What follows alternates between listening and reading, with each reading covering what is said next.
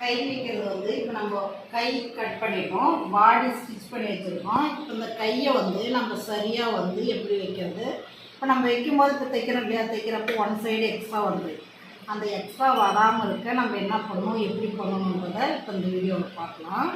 நம்ம வந்து கையை வந்து அட்டாச் பண்ணும்போது நீங்கள் சல்ட்டு பண்ணிக்கோங்க. கை கண்டி மடித்து சல்ட்டு பண்ணி ஒரு மார்க் பண்ணிக்கோங்க. இப்போ இந்த மாதிரி மார்க் பண்ணிக்கோங்க. மார்க் பண்ணிவிட்டு இதுதான் சன்ட்ரு.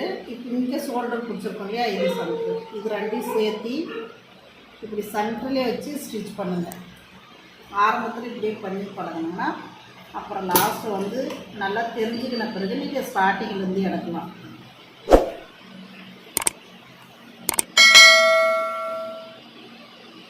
இப்படி சன்ட்ரில் வச்சு ஸ்டிச் பண்ணுங்கள்.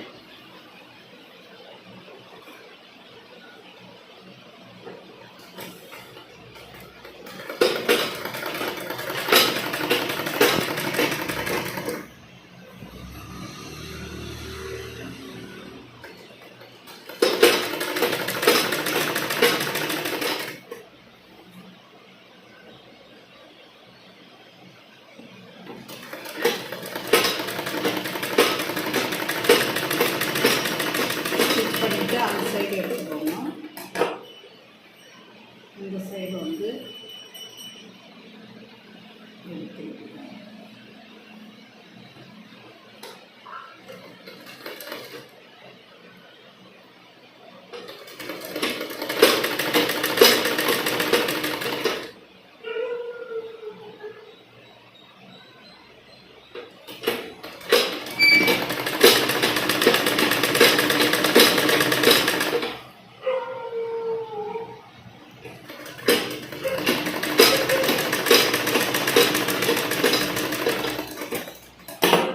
பண்ணிங்கன்னா உங்களுக்கு சென்டரில் வரும். அதே மாதிரி தைக்கும் போது இழுக்கக்கூடாது, துணியை இழுக்காமல் தைக்கணும்.